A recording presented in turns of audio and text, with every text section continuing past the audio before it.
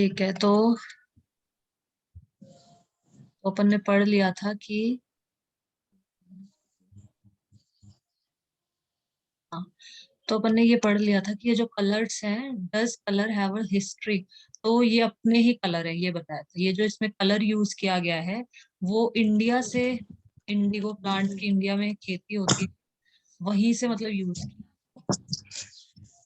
Plantation होता है। मतलब बड़े बड़े खेत जहाँ पर एक ही चीज की जैसे खेती की जाती है, जैसे कि कॉफी की, शुगर केन की, टोबैको, टी, कॉटन, इन सब की जहाँ पे खेती होती है, जहाँ पे प्रोडक्शन होता है, इनका प्रोडक्शन मतलब उत्पादन, जहाँ पे इनका प्रोडक्शन होता है इन सब चीजों का, बहुत ही बड़े लार्ज फार्म पे, तो उसको वो प्लांटेशन कहते हैं हम। यहाँ से हमें पढ़ना है आज।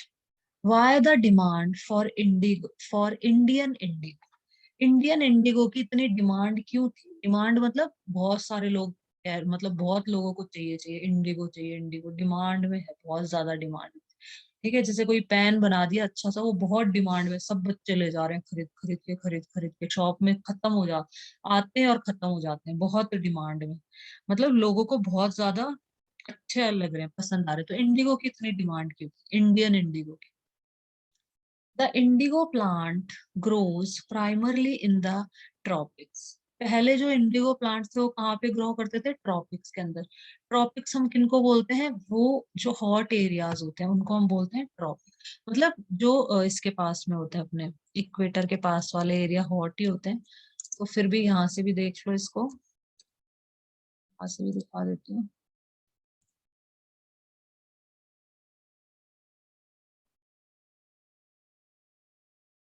वन, ये देख लो, ये भी पढ़ लेंगे, पहले ये पढ़ लो, सिंपल सा। The part of the world that is between these two lines where the climate is hot and wet। कल मैंने तुमको लाइंस बताई थी दो, एक तो ट्रॉपिक ऑफ कैंसर और एक ट्रॉपिक ऑफ कैप्रिकॉर्न। उन दोनों के बीच में जो जो मतलब इक्वेटर के आसपास का एरिया, उसको हम ट्रॉपिकल एरिया बोलते हैं, क्योंकि इक्वेटर पे सन की डायरेक्ट सनलाइट आती है, डायरेक्ट रेज आती है सन की, तो बहुत ही गर्म रहता है। इक्वेटर के आसपास के सारे इलाके बहुत ही ज्यादा गर्म रहते हैं। तो इक्वेटर के आसपास कह लो, या ट्रॉपिक ऑफ कैंसर और ट्रॉपिक ऑफ कैप्रिकॉर्न जो होता है इन दोनों के बीच में। इक्वेटर तो क्या होता है, जो अर्थ को दो पार्ट्स में डिवाइड करता है, उसको हम बोलते हैं इक्वेटर। 0 डिग्री पे होता है, 0 डिग्री पे। जो ग्लोब है, इसको दो दो इक्वल पार्ट्स में डिवाइड करता है ग्लोब। ये हमारी ग्लोब है, वो टेढ़ी मेढ़ी बन गई। इसको दो इक्वल पार्ट्स में ये डिवाइड कर देता है ग्लोब। ठीक है, इसके ऊपर होता है ट्रॉपिक ऑफ कैंसर, नीचे एक ये लैटिट्यूड होता है जिसको कहते हैं ट्रॉपिक ऑफ कैप्रिकॉर्न। ये 23 डिग्री पे होता है, 23 डिग्री और 27 मिनट्स, यहाँ पे होता है 27 मिनट, इतने पे होता है। ये नीचे वाला भी इतने पे होता है, 23 डिग्री और ये 27 मिनट्स। बट ये इसमें साउथ में होता है और वो नॉर्थ में होता है।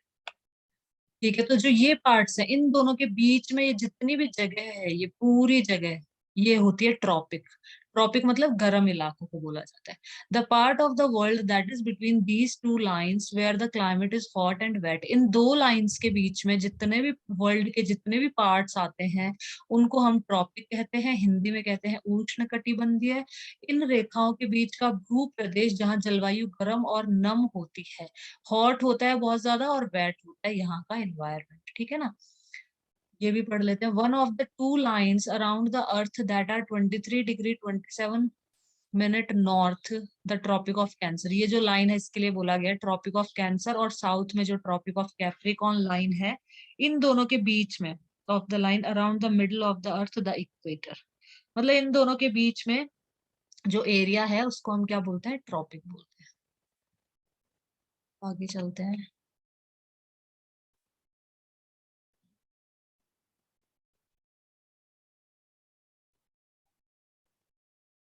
ठीक है, तो इसने क्या बोला? The indigo plant grows primarily in the tropic. पहले तो कहाँ ग्रो होते थे? सिर्फ ट्रॉपिक के अंदर। प्राइमरली मतलब शुरुआत में तो ट्रॉपिक जो एरियाज हैं, जो गर्म इलाके हैं, इक्वेटर के आसपास के जो इलाके हैं, वहां पे इंडिगो प्लांट्स की खेती होती थी, ग्रो किया जाता था, उगाया जाता था इनको। By the 13th century, Indian indigo was being used by cloth manufacturers in Italy, France, and Britain to dye cloth. 13th century तक क्या हुआ, 13th सेंचुरी आते आते क्या हुआ कि जो इंडियन इंडिगो थी, अपना जो इंडिगो प्लांट था, वो कहाँ का यूज किया जाने लगा, जो क्लोथ मैन्युफैक्चरर थे, मैन्युफैक्चरर मतलब क्लोथ बनाने वाले, कपड़े बनाने वाले जो थे, इटली के अंदर जो लोग थे जो कपड़ा बनाते थे, फ्रांस के लोग जो कपड़ा बनाते थे, ब्रिटेन में जो लोग कपड़ा बनाते थे, उस कपड़े को डाई करने के लिए, to dye the cloth, dye मतलब उसको कलर करने के लिए, ब्लू कलर का, ब्लू कलर करना है हमको कपड़े को, तो ब्लू कलर वो कहाँ से आता था, हमारे इंडिया से ही जाता था वो। तो यहाँ पे वो यूज होने लग गया, क्लोथ मैन्युफैक्चरर जो कपड़े बनाने वाले जो लोग या इंडस्ट्री लोग कुछ भी कह लो, उनके द्वारा यूज किया जाने लगा डाई करने के लिए। तो इंडियन इंडिगो बहुत ज्यादा इटली में, फ्रांस में और ब्रिटेन में। However, only small amounts of Indian indigo reached the European market and its price was very high. लेकिन क्या होता था कि बहुत कम ही अमाउंट पहुंच पाती थी इंडियन इंडिगो की यूरोपियन मार्केट्स के अंदर। यूरोप में जो भी मार्केट्स हैं, जो इटली, फ्रांस, ब्रिटेन, ये जितनी भी जगह हैं, तो यहाँ पे चलो इनको मैप में भी दिखा देती हूँ, तो क्या थोड़ा मैप में शो कर देती हूँ। इटली है और फ्रांस, फ्रांस है ना।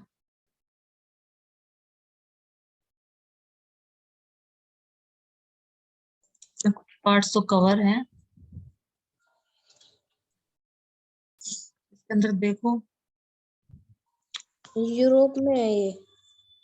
हाँ, यूरोपियन मार्केट यूरोप के अंदर है, तो इसमें देखो यहाँ पे इधर ही कहीं होगा, मतलब इस तरफ। फ्रांस, फ्रांस फ्रांस तो मैम ये रहा। करोगे तुम, वो नहीं है ना, फ्रांस और इटली।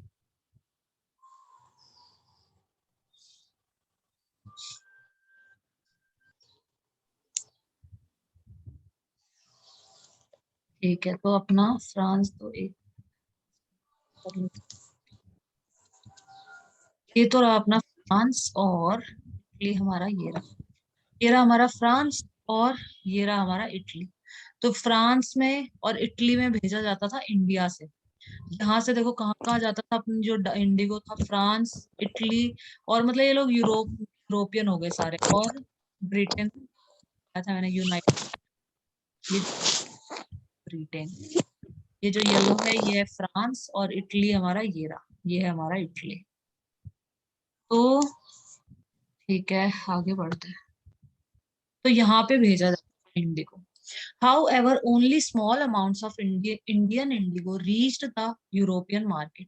यूरोपियन मार्केट्स के अंदर बहुत ही कम इंडिगो मतलब पहुंच पाता था उधर, and it's price was very high, और इसकी जो प्राइस थी वो बहुत ज्यादा हाई थी, बहुत पैसों में बिकता था। तो यहाँ पे खेती करवाते थे चीप, एकदम सस्ते, लेबर लेबर भी सस्ते और सब कुछ सस्ता, तो यहाँ पे खेती करवाते और बाहर बहुत हाई रेट्स में उनको बेचते, अपने यूरोप में ले जाके हाई रेट्स में उनको बेचते, तो पैसा कमाते खूब।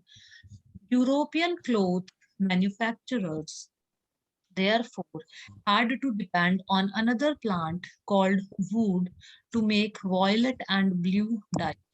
तो यूरोपियन मार्केट में बहुत ही कम इंडिगो इंडिगो पहुंचता था, तो ये लोग क्या करते थे, यूरोपियन क्लोथ जो मैन्युफैक्चरर थे, यूरोप में जो क्लोथ बनाने वाले जो भी इंडस्ट्रीज, फैक्ट्रीज या जो भी लोग थे जो क्लोथ कपड़े बनाते थे, तो किस पे डिपेंड हो गए, therefore had to depend on another plant.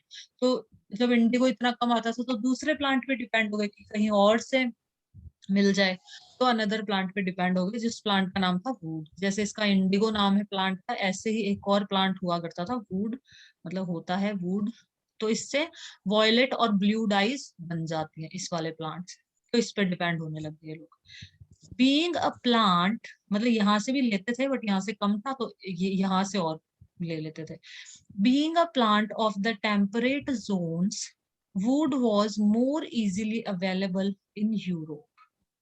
तो टेम्परेट जोन्स के अंदर मतलब being a plant of temperate zones, wood was more easily available in Europe, मतलब यूरोप में ये इजीली अवेलेबल हो जाता था। टेम्परेट का मतलब होता है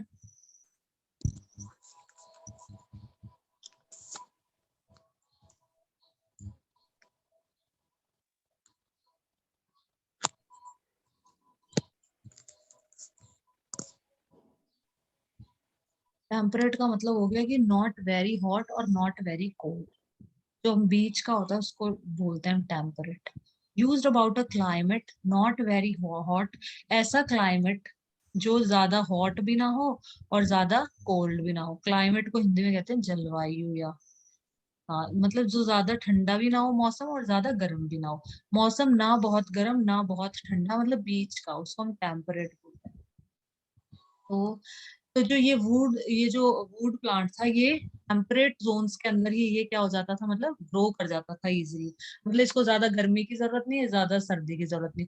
जो इंडिगो है उसमें तो बहुत ज्यादा गर्मी चाहिए, जो मतलब ये इक्वेटर के आसपास के इलाके वहां पे ग्रो हो सकता है, मतलब बहुत गर्मी चाहिए इसको, बहुत हीट चाहिए इस वाले प्लांट को। तो ये टेम्परेट जोन में ग्रो होता है ना, यहाँ दिखा रखा है। तो क्वेश्चन भी आ सकता है सौरभ, अभिमन्यु, कि जो अपना इंडिगो है ये कहाँ कहाँ मतलब ग्रो होता है। तो यहाँ पे लिखा है ना ये, ठीक है। तो ये वाला जो प्लांट्स, ये कहाँ पे, टेम्परेट जोन्स के अंदर, देखो लिखा इन ट्रॉपिक्स। ये तो ट्रॉपिक्स जहाँ पे गर्म इलाके थे वहां पे, हॉट और वेट जहाँ था। और ये जो प्लांट है ये टेम्परेट जोन्स पे भी ग्रो कर सकता है, तो इसलिए ये अवेलेबल है, इजीली मिल जाता है यूरोप के अंदर। तो it was grown in the northern Italy, France and in parts of Germany and Britain. तो ये कहाँ कहाँ लगाया जाता था, इटली के नॉर्थ हिस्से में, जैसे अपना इंडिया है, इंडिया के नॉर्थ पार्ट में। तो नॉर्थन इटली मतलब इटली के नॉर्थ पार्ट में ऊपर की तरफ, सदर्न फ्रांस, फ्रांस के साउथ में, सदर्न पार्ट में, फ्रांस के साउथ में, in parts of Germany and Britain, और जर्मनी और ब्रिटेन के अंदर भी। जर्मनी भी देख लेता है, जर्मनी भी देख, जर्मनी, ये रहा हमारा फ्रांस, ये रहा हमारा इटली, और ये रहा हमारा जर्मनी। तो फ्रांस के साउथ में मतलब नीचे, इटली के नॉर्थ में मतलब ऊपर की तरफ, ऊपर की तरफ, और जर्मनी के, हाँ बोला है इसने, जर्मनी बोला है। इन इन जगह पे ये ग्रो किया जाता था। It was grown in northern Italy, southern France and in the part of Germany and Britain, और ब्रिटेन के अंदर। Worried by the competition from indigo, wood producers in Europe pressurized their governments to ban the import of indigo. तो ये लोग worried थे, worried का मतलब चिंतित होना, बहुत चिंतित थे कि ये जो इंडिगो है, अगर ये आ जाएगा तो कंपटीशन बढ़ जाएगा। इंडिगो आ गया तो लोग इंडिगो भी तो खरीदने लग जाएंगे ना, हमारा वुड को कोई खरीदेगा नहीं, मतलब एक तरह से कंपटीशन बढ़ जाएगा। इंडिगो नहीं रहेगा तो हम हमारे वुड को ही खरीदेंगे सब लोग। अगर इंडिगो आ गया तो कुछ लोग इंडिगो को खरीद लेंगे, फिर वुड को, मतलब अगर इंडिगो सस्ता कोई बेच देगा हमसे कम दाम में, तो वहां तो मतलब हमारा कंपटीशन, एक तरह से कॉम्पिटिटर है इंडिगो। तो इनको चिंता होने लगी by the competition from Indigo. Would producer, जो वुड प्रोड्यूस करने वाले लोग थे, जो वुड लगाने वाले, वुड की खेती करने वाले, या फिर वुड का जो भी बाय सेल करने वाले जो लोग थे, वुड के जो प्रोड्यूसर्स थे यूरोप के अंदर, जो वुड को प्रोड्यूस करते थे, प्रेशराइज्ड देयर गवर्नमेंट, उन्होंने अपनी गवर्नमेंट को प्रेशराइज किया कि इसका इम्पोर्ट बंद कर दो। इंडिगो का जो इम्पोर्ट है उसको बैन कर दो। बैन कर देना मतलब उसको बंद कर दो, एक तरह से बैन लगा दो उसके ऊपर कि वो यहाँ पे नहीं आएगा। इम्पोर्ट करना मतलब अपने देश में लाना किसी चीज को, एक्सपोर्ट करना मतलब किसी, जो अपने देश में बहुत ज्यादा है तो दूसरे देशों को देना, एक्सपोर्ट करना। तो इन्होंने कह दिया, जो यूरोप में जो वुड के जो प्रोड्यूसर थे, इटली, फ्रांस, जर्मनी, तो इन्होंने अपनी गवर्नमेंट से कहा कि इंडिगो का इंपोर्ट बैन कर दो, कि इंडिगो इंपोर्ट होगा ही नहीं हमारी कंट्री के अंदर, इसको बैन कर दिया जाए। मतलब गवर्नमेंट ऐसे प्रेशराइज किया इन्होंने। फिर क्या हुआ, cloth dyers however preferred indigo as a dye। जो क्लोथ डायर थे, जो डाई करने वाले जो लोग थे, वो इंडिगो को ही प्रेफर करते थे डाई करने के लिए। क्यों? क्योंकि indigo produced a rich blue colour, whereas the dye from wood was pale and dull. क्योंकि इंडिगो जो कलर प्रोड्यूस करती थी ना, डाई जब इंडिगो से डाई करते थे, तो बहुत ही रिच ब्लू कलर, मतलब बहुत ही प्यारा रॉयल ब्लू कलर जो होता है ना, बहुत ही प्यारा ब्लू कलर आता था कपड़े में। वेयरस जबकि the dye from wood was pale and dull. Pale मतलब होता है जो हल्का पड़ जाता है, हल्का, और डल, पेल एंड डल होता था। तो यहाँ से भी लिख लो इसको, फीका पड़ जाना, उसके लिए हम पेल यूज करते हैं, जैसे पिलनेस की वजह से भी फीका, धुंधुला, नॉट ब्राइट। मतलब ज्यादा ब्राइट नहीं है, एकदम फीका फीका लग रहा है। स्ट्रॉन्ग, नॉट ब्राइट और स्ट्रॉन्ग इन कलर। कलर ज्यादा ब्राइट नहीं है, ज्यादा स्ट्रॉन्ग नहीं है, फीका फीका कलर है। अपना तो यही है अपना। और पेल का मतलब पीला पड़ जाना, या फिर अपन थकान और उसकी वजह से भी कभी बोलते हैं ना कि यू आर लुकिंग सो पेल, पीला पड़ जाना। या फिर देखो, किसी व्यक्ति या उसके चेहरे के लिए प्रयुक्त जिसकी त्वचा पीली पड़ गई है, भय या किसी बीमारी के कारण।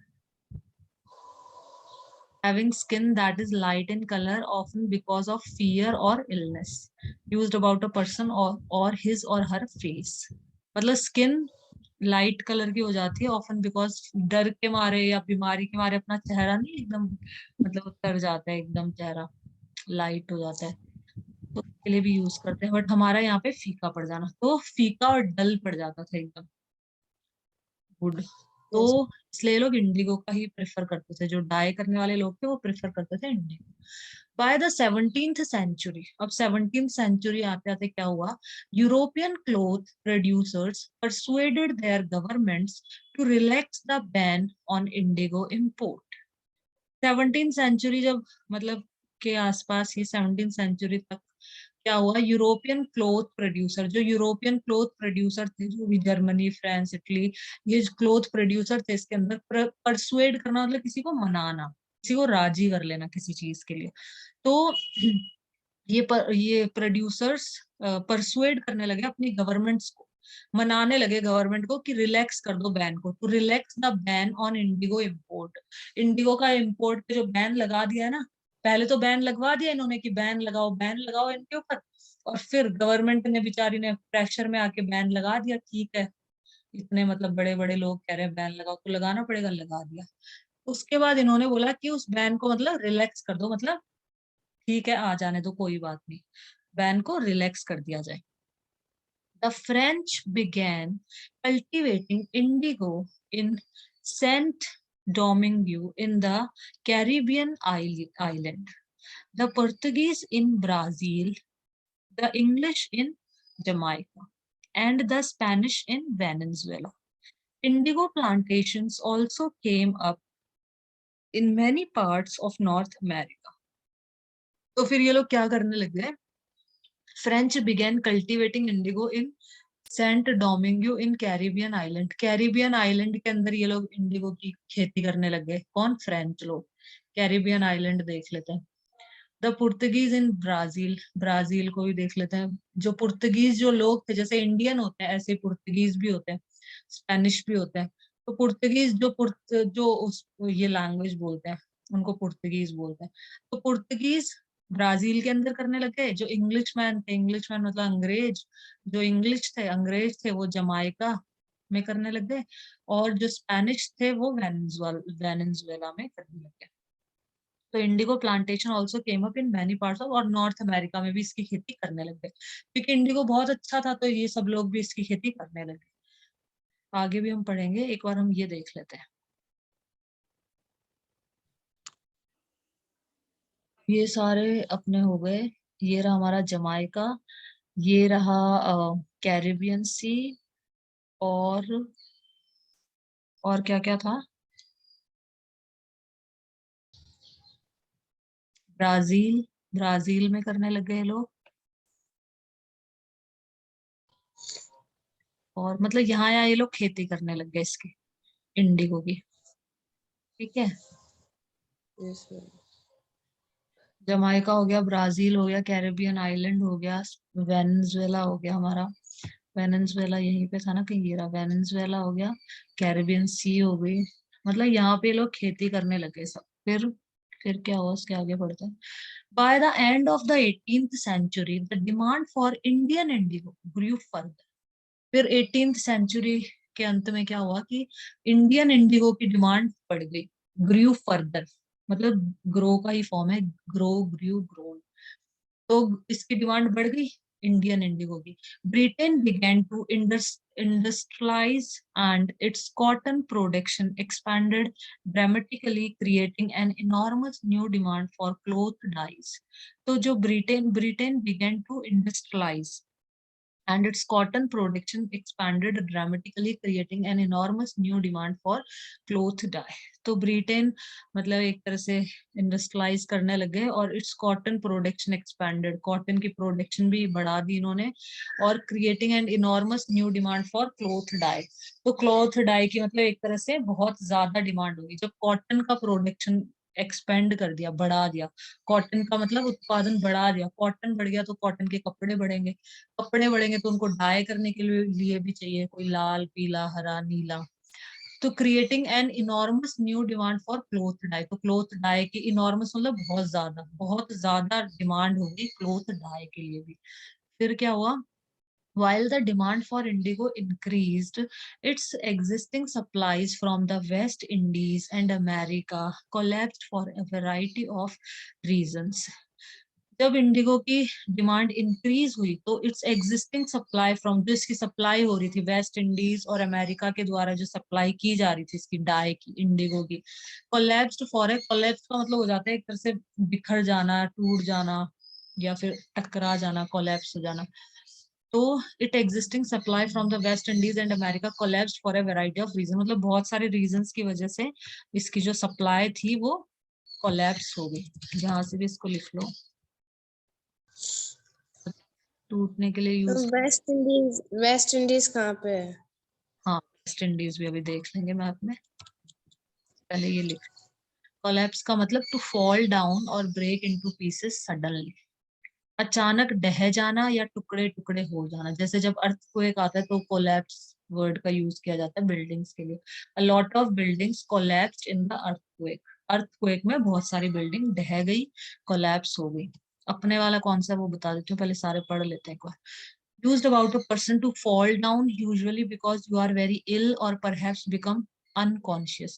किसी पर्सन के लिए कोई पर्सन गिर गया क्योंकि वो बीमार था, या फिर perhaps become unconscious, या फिर वो unconscious हो गया मतलब बेहोश हो गया। व्यक्ति का बहुत बीमार या बेहोश होने के कारण गिर पड़, व्यक्ति का गिर जाना या किसी बिल्डिंग का गिर जाना। The winner collapsed at the end of the race, जो विनर था वो रेस के एंड में जाके गिर गया, मतलब जीत ली रेस और उसके बाद गिर जाते ना। Used about a business plan etcetera to fail suddenly, ये है अपने वाला थर्ड वाला, to fail suddenly and completely.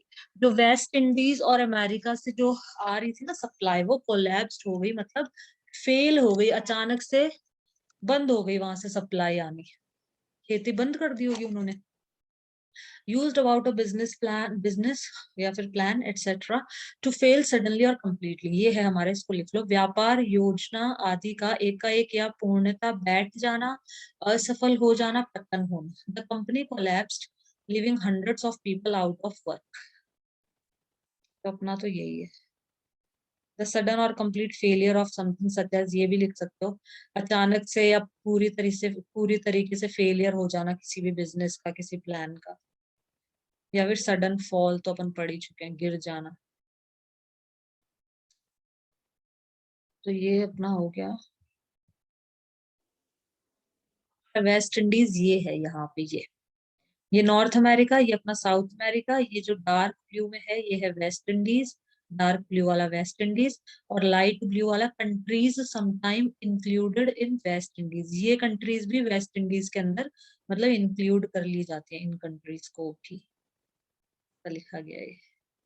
East Indies के अंदर अपना ये आ जाता है ईस्ट में, क्योंकि ये वेस्ट आ गया ना इधर, ईस्ट हमेशा राइट साइड में, जैसे पूरा इंडिया का मैप, मतलब पूरा मैप अपना, सॉरी इंडिया का नहीं वर्ल्ड का, पूरे ये वर्ल्ड का मैप आ गया अपना। इसके अंदर ये ऑस्ट्रेलिया, यहाँ पे अफ्रीका, साउथ अमेरिका, ये नॉर्थ अमेरिका आ गया, फिर यहाँ पे अपना एशिया, ये पूरा एशिया में अपन भी आते हैं, ये यूरोप आ गया। तो ईस्ट, इस साइड को ईस्ट कहते हैं, इस साइड को वेस्ट कहते हैं।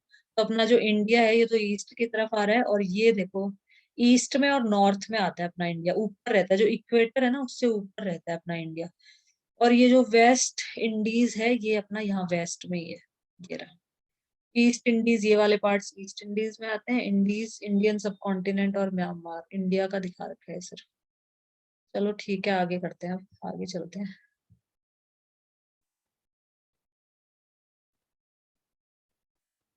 तो यहीं पे कहीं पे वेस्ट इंडीज अपना इसमें लिख नहीं रखा है, यहीं पे है, ठीक है। अब आगे बढ़ते हैं, ठीक है। तो हाँ, while the demand for Indigo increased, जब इंडिगो की डिमांड इंक्रीज हो रही थी क्योंकि कपड़े कॉटन की प्रोडक्शन एक्सपैंड हो गई, बढ़ गई कॉटन की प्रोडक्शन, तो इंडिगो की डिमांड भी इंक्रीज हुई। जब ये इंक्रीज हो रही थी तो its existing supplies from the West Indies and America collapsed for a variety of reason. बहुत सारे कई प्रकार के रीजन रहे होंगे जिनकी वजह से अमेरिका और वेस्ट इंडीज की जो मतलब सप्लाई थी वो रुक गई, फेल हो गई, कोलैप्स्ड हो गई, मतलब बंद हो गई अचानक से ही। तो सप्लाई वहां से आना मतलब बंद हो गया इंडिगो आना।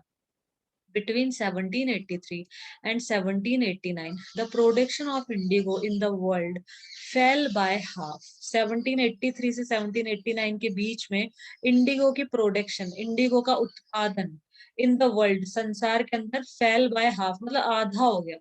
जितना उत्पादन होता था, जितना प्रोडक्शन होता था इंडिगो का, उसका हाफ होने लग गया। Cloth dyers in Britain now desperately looked for new sources of indigo supply. अब जो क्लोथ डायर्स थे ब्रिटेन के अंदर, यूनाइटेड किंगडम के अंदर, जो क्लोथ डायर थे, क्लोथ्स को डाई करने वाले जो लोग थे, अब वो डेस्परेटली वो देख रहे हैं कि कोई नया सोर्स मिले जो इंडिगो जो सप्लाई करे। पहले तो अमेरिका भी सप्लाई कर देता था, वेस्ट इंडीज भी सप्लाई कर देते थे, इन्होंने भी बंद कर दी सप्लाई करना, कि इनके क्या रीजन रहे पता नहीं। और तो ये लोग नए सोर्सेज ढूंढने लगे कि कोई तो इंडिगो मतलब इंडिगो की सप्लाई करे।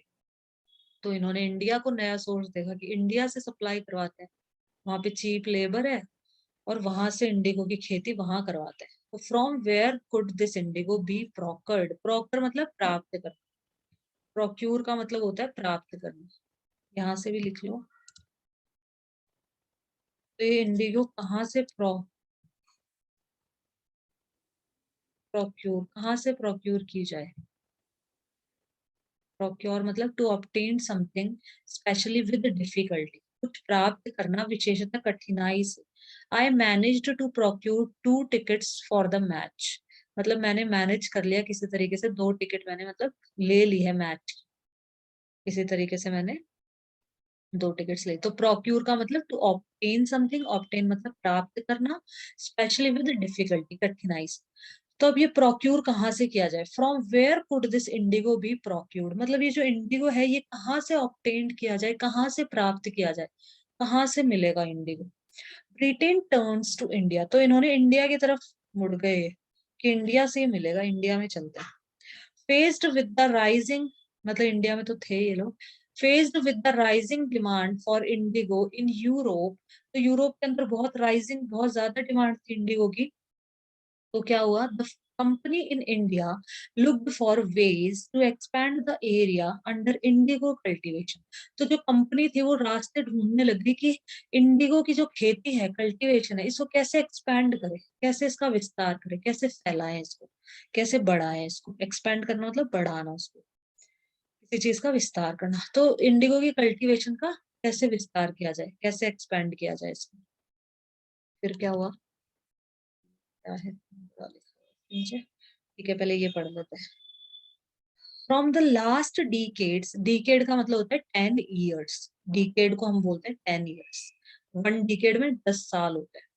जैसे एक सेंचुरी के अंदर 100 years होते हैं, ऐसे ही एक डिकेड के अंदर 10 years होते हैं। तो फ्रॉम द लास्ट डिकेड, पिछले 10 सालों से, of the 18th century, indigo cultivation in Bengal expanded rapidly, and Bengal indigo came to dominate the world market.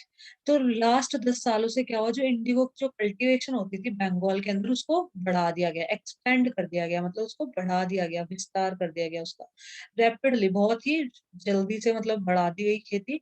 और बंगाल की जो इंडिगो थी came to dominate the world market, अब वर्ल्ड मार्केट में वही छा गई, मतलब बंगाल की जो इंडिगो थी वो सबसे ज्यादा, इंडिगो बंगाल से आती थी, तो वर्ल्ड मार्केट में मतलब उसकी, बंगाल की इंडिगो, बंगाल की इंडिगो मतलब वो उसने डोमिनेशन कर लिया अपना, एक तरह से अधिकार जमा लिया। In 1788, only about 30% of the indigo imported into Britain was from India. तो 1788 में only about 30% of the indigo imported into Britain. Britain में 30%, जैसे जो भी इंडिगो होती थी उसका 30% ब्रिटेन के अंदर इंपोर्ट किया जाता था, ब्रिटेन वाले ले लेते थे इंडिया से, was from India. By 1810 the proportion had gone up to 95%. अब देखो 1788 में तो सिर्फ 30% इंडिगो मतलब ब्रिटेन वाले लेते थे। 1810 में क्या हुआ, the proportion had gone up, ऊपर चला गया प्रोपोर्शन, और 95% इंडिगो ब्रिटेन वाले 95% इंडिगो इंडिया से इंपोर्ट करने लग गए, लेने लग गए। As the indigo trade grew, indigo का व्यापार बढ़ा, तो commercial agents and officials of the company began investing in indigo production. तो ये लोग इंडिगो की प्रोडक्शन में इन्वेस्ट करने लगे, जिस चीज की बढ़ती है ना, जिस चीज की मतलब डिमांड, कि जैसे ये पेन चाहिए सब लोगों को, तो पेन की प्रोडक्शन भी तो बढ़ जाएगी ना, और पेन भाई फैक्ट्रीज में बोला जाएगा और पेन प्रोड्यूस करो, दुकानों में तो खत्म हो गए, बहुत ज्यादा डिमांड है इनकी। तो as the indigo trade grew, indigo का जब व्यापार बढ़ा, तो कॉमर्शियल एजेंट्स और ऑफिशियल्स ऑफ कंपनी के जो ऑफिशियल थे, जो कॉमर्शियल एजेंट्स थे, उन्होंने इन्वेस्ट करना चालू कर दिया इंडिगो की प्रोडक्शन के अंदर, कि भाई इंडिगो की प्रोडक्शन कैसे बढ़ाई जाए, तो उसमें इन्वेस्ट करना स्टार्ट कर दिया। Over the years, many company officials left their jobs to look after their indigo business. तो उन्होंने काफी सारे ऑफिशियल्स ने, कंपनी ऑफिशियल ने अपनी जॉब भी छोड़ दी, सिर्फ इंडिगो का वो देखने लगे, इंडिगो का बिजनेस करने लगे। Left their jobs to look after their indigo business, अपना उनका इंडिगो का बिजनेस होगा, जॉब भी होगी, तो इंडिगो का बिजनेस इतना ज्यादा हाई चला गया, तो उन्होंने सोचा जॉब को छोड़ो, बिजनेस पे ध्यान दो, यहाँ से खूब कमाई हो रही है, जॉब का क्या करना है, छोड़ दो जॉब को। Attracted by the prospect of high profits, numerous Scotsmen and Englishmen came to India. Prospect का भी लिख लो।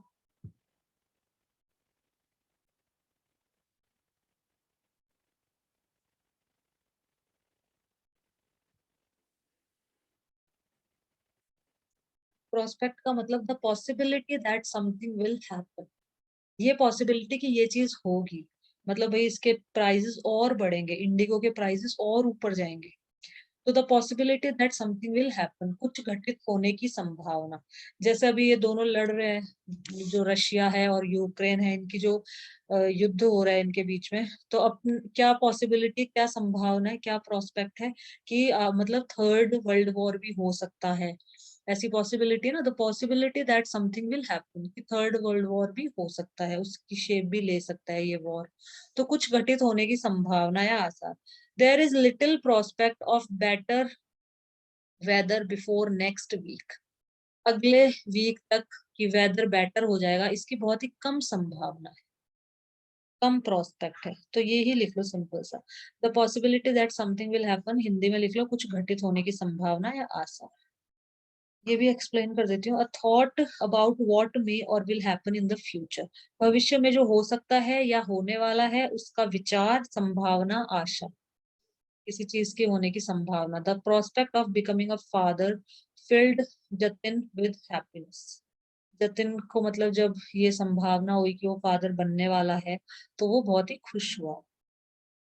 Chances of being successful in the future, भविष्य में सफलता के अवसर, आसार, संभावना, गुड जॉब, तो इसमें हमारा यही हो गया, या तो ये भी लिख लो, चाहिए ये भी इसमें यूज कर सकते हैं अपन, chances of being successful in the future, कि फ्यूचर में ये और सक्सेसफुल होगा, प्रोस्पेक्ट मतलब संभावना। हाँ तो कहाँ थे हम, इन्होंने सब अपनी जॉब छोड़ दी, फिर क्या हुआ, attracted by the prospect of high profits, तो मतलब हाई प्रॉफिट की संभावना से एक तरह से अट्रैक्ट हुए हुए जो ये स्कॉट्समैन और इंग्लिशमैन थे, जो अंग्रेज थे और जो स्कॉट्समैन थे, स्कॉटलैंड के अंदर जो हो गए उनको स्कॉट्समैन, जैसे अपन इंडिया में है तो इंडियन, जो ब्रिटेन यूके वाले उनको इंग्लिशमैन बोलते हैं, स्कॉटलैंड वालों को स्कॉट्समैन बोल दिया ऐसे। तो जो स्कॉट्समैन थे और जो इंग्लिशमैन थे, attracted by the prospect of high profits, numerous Scotsmen and Englishmen came to India, तो इस संभावना से कि बहुत हाई प्रॉफिट मिल रहा है, तो वो भी इंडिया आए, कि इंडिया चलते हैं, वहां से खरीदते हैं और अपन भी बेचते हैं, या फिर अपन मतलब खेती करवाते हैं इंडिया में जाके, एंड बिकेम प्लांटर्स, और वो भी प्लांटर्स बन गए।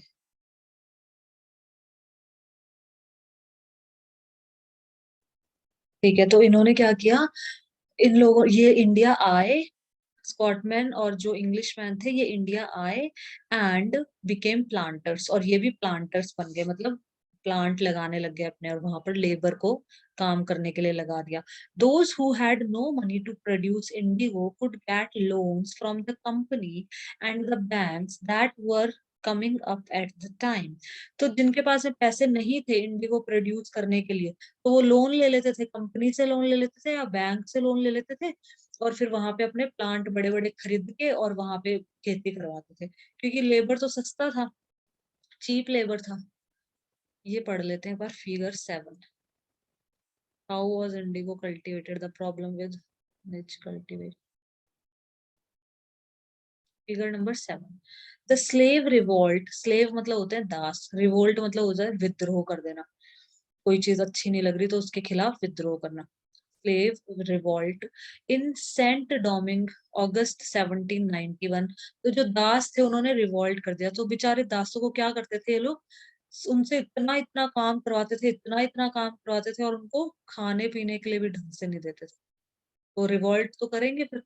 The slave revolt in Saint Domingue August 1791, painting by January Suchodolski. तो ये स्लेव रिवोल्ट की पेंटिंग दिखा रखी है, जो दास थे उन लोगों ने रिवोल्ट कर दिए थे, विद्रोह कर दिए थे। तो ये देखो सेना देखो, विद्रोह कर देते थे तो ऐसे मारते थे इनको, इसलिए डरते भी थे विद्रोह करने से। In the 18th century French planters produced indigo and sugar in the French colony. तो 18th सेंचुरी में जो फ्रेंच प्लांटर्स थे उन्होंने क्या प्रोड्यूस करी, इंडिगो और शुगर, फ्रेंच कॉलोनी में ऑफ सेंट डोमिंगो, फ्रेंच की दिखा रखी है, in Caribbean island. The African slaves, और स्लेव किनको, अफ्रीका से ले आते थे और वहां यहाँ इनसे खेती करवाते थे फ्रांस के अंदर। द अफ्रीकन स्लेव्स, अफ्रीका में भी बहुत भुखमरी है ना, अफ्रीका बहुत गरीब देश है। The African slaves who worked on the plantations rose in rebellion in 1719। जो अफ्रीकन स्लेव्स थे, दास थे, जो कि वर्क करते थे प्लांटेशन में, जो बड़े बड़े खेत होते थे उनमें जो काम करते थे, वो उन्होंने क्या कर दिया, रिबेल कर दिया, विद्रोह कर दिया इन 1791 के अंदर। बर्निंग द प्लांटेशन, प्लांटेशन को ही जला दिया, मतलब जो प्लांट्स प्लांट्स है सब जला दिया उन्होंने।